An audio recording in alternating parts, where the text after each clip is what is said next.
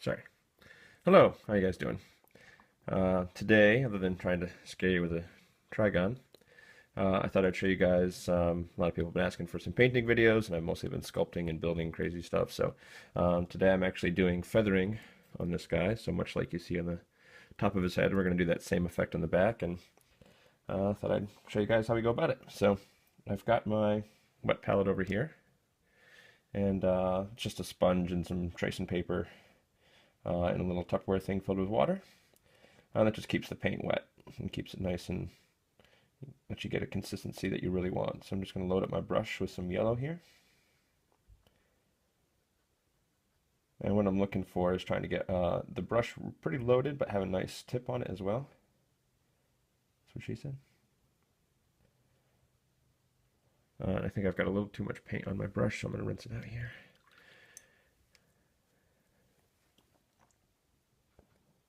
But what you're looking for is a real nice sharp point. And if you can't get a sharp point in your brush, you probably need a better brush. I'm not going to lie, that's all there is to it. I'm using a Raphael brush. This is a size 0. It's a little on the large side, but we're painting a big guy here. So, are we in focus? Looks like we are. So I'm just going to get the brush at an angle almost parallel with the, parallel with the whatever you want to call it here, his armored shells. And I'm just going to kind of quickly drag over the whole thing, keeping it kind of at that angle. When I keep it at that angle, it lets me get, I'll just do one here, see if we can see it. Do a couple.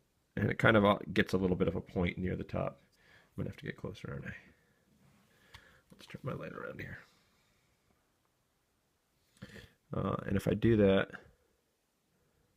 I get nice little points at the top. Now, I haven't actually painted this part of this guy, so it's going to be a little tricky to try and follow the lines. Now, the other thing too, especially with this yellow, is if I do 2 passes with the same color, rather than having to lighten the color, I'll get a nice little effect too. So we're just going to keep the brush loaded up with paint, and just add as steep of an angle as we can. Brush on some streaks. And again, yellow's a pretty thin paint, so it'll make a nice transition when I do a couple passes here. So if I just do this. Now in this part, what I'm trying to do is almost make like a little C shape, like a little scoop in there. And I'll just give it a little more depth, since that's kind of naturally the shape of his little shell here. So try and mimic that as best we can. And need more paint for sure. So I've always kind of wanted to do a Tyranid army. I don't know if I should say always, but for some time it's kind of been on the back burner. And I started with Blood Angels when I got the Space Hulk box set. I had all those Gene Stealers, and did Blood Angels for a while, and started collecting Tyranids, and then kind of got obsessed with Terminator armor when Dark Angels came out, and still had a bunch of Tyranids kind of in boxes and half assembled, half painted kind of a thing. So now that there's a new army book coming out, it gives me the motivation to kind of get it finished. So that doesn't look like much, but again, keep in mind that's just the first pass here. So what we're going to do is do it again, now that this paint's kind of dried on the first half.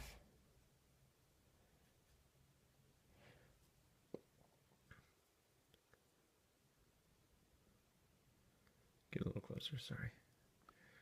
It's hard to get a nice focus. This yellow is so light, I know it's not coming through very well there. We're just trying to keep that nice point to get nice little sharp peaks there.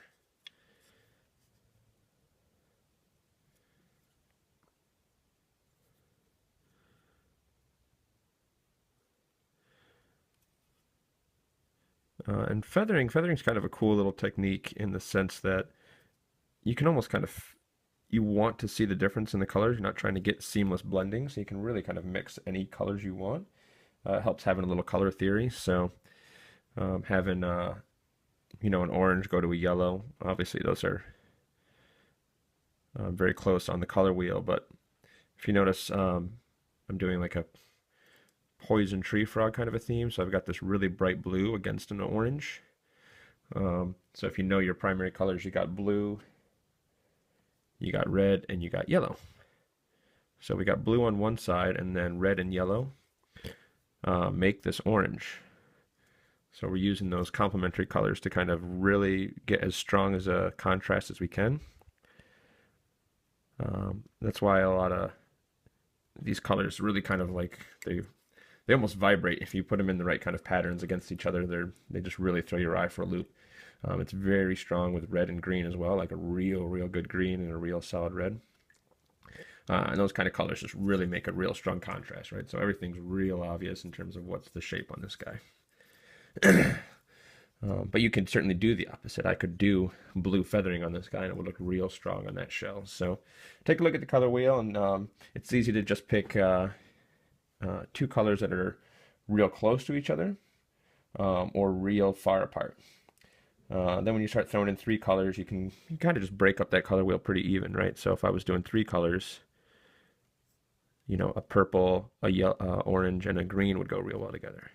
Or obviously the primary colors yellow, red, and blue would go good together. So it's not a bad idea to have a color wheel around and get a little color theory under your belt. So we're just doing another pass here. I'm kind of talking shit. Sorry, I didn't mean to swear.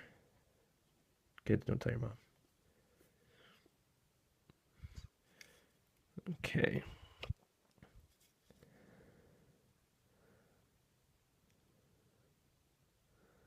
All right, so that's not too bad, right? And we do a couple passes, it kind of builds up nicely.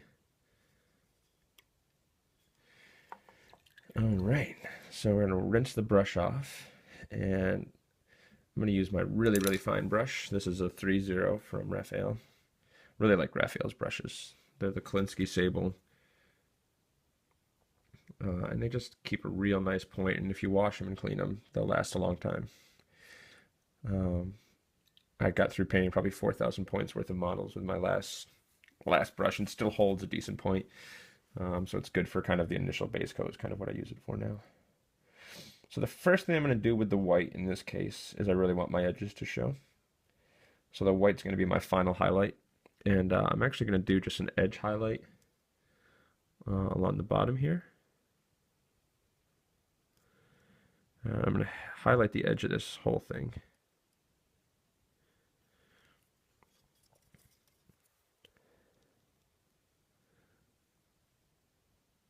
That's just going to make the edges really stand apart. So, especially since I didn't really wash or shade this, there's not as much transition between the armor plates as if you put a deep wash on it. Okay.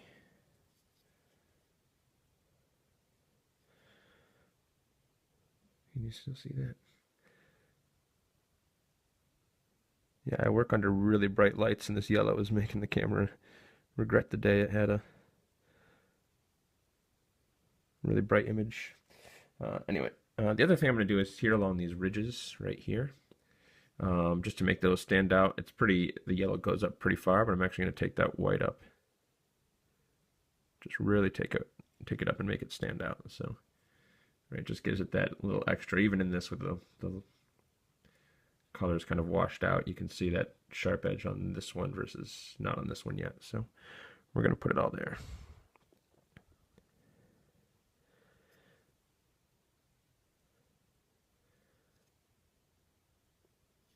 We're just doing the same thing here and here. Now in this particular guy, there's little breaks in the, you know, some damage in the shell, and we're just skipping out the bottom of that. That'll come when we feather it. So, and to do an edge highlight, you'll notice I'm using the side of the brush. Right, so the side of the brush is touching, not the tip. If you try to get the tip to kind of line up with that, it's going to be real hard to get it accurate. So you just load the brush up with some paint. You're good to go. All right, turn this guy upside down.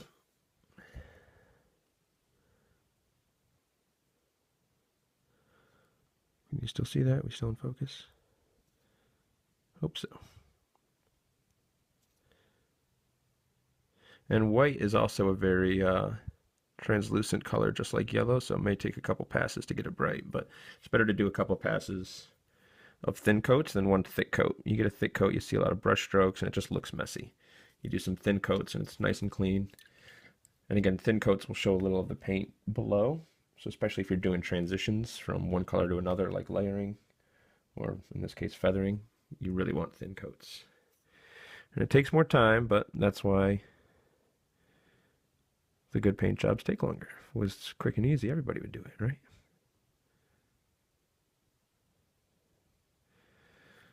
Okay. So we're almost done highlighting the edges.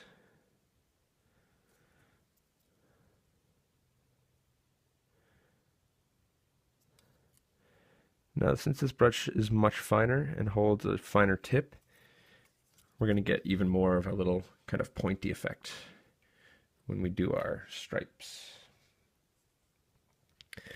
And we're just going to look at what we've already painted, and we're just going to try and mimic that as close as we can.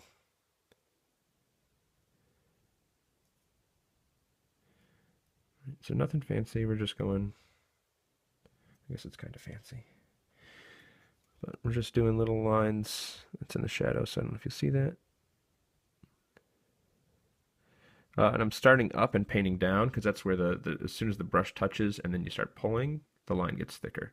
So you want it to be finer at the top. So that's why we're not painting this way. We're painting this way.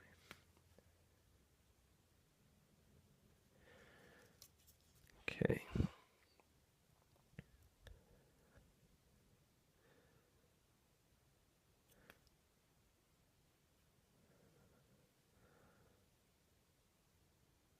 We're just going to do this the whole way. And if you actually look at it up close, it looks kind of messy in just one spot. But once you step back and look at the finished result, so you just got to trust and keep working through, then it's going to look all right when you're done.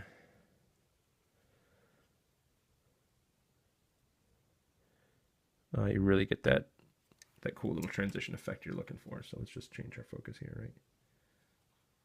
You know, so that's where you're going to see it on the tabletop, like his head, right? That's what you're going to see. Focus. Ta-da. Okay.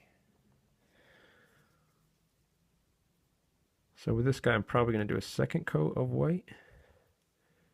And just do it a little closer to the edge. So I won't go up quite as high, and that'll make that first layer of white kind of a nice little transition layer.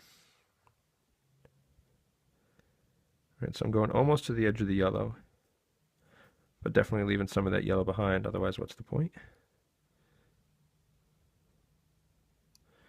A little more paint.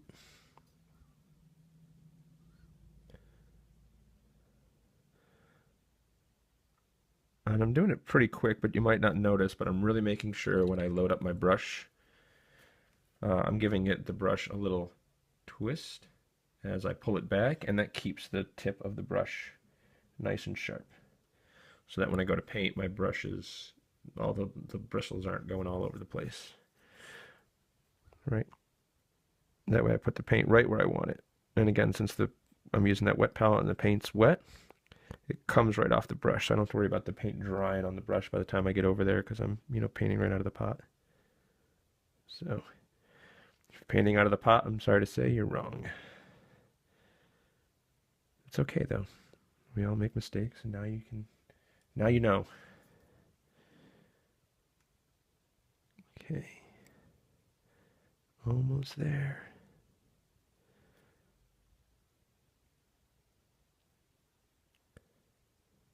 Okay. Looks pretty sharp, right? Okay, so do one more pass of white.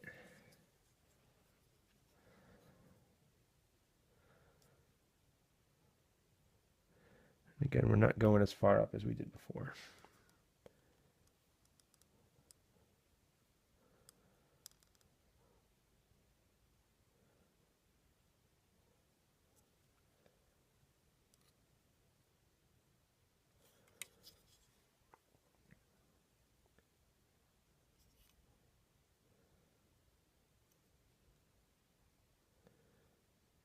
Just the edges.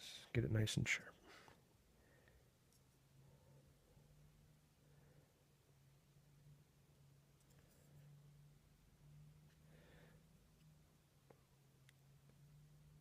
Now this is kind of a big model, But the steps obviously don't change as you go from armor plate to armor plate. So I just need to do this a couple thousand more times, and then he'll be good to go. Because this Trygon model has a lot of plates on them, if you didn't notice. If you did notice, well, good for you.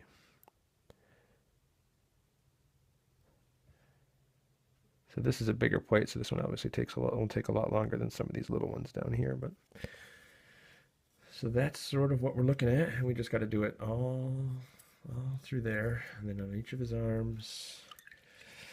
Why do we do this, guys? Okay, so let's refocus a little bit there. Yeah, that is. Let me switch my light around here.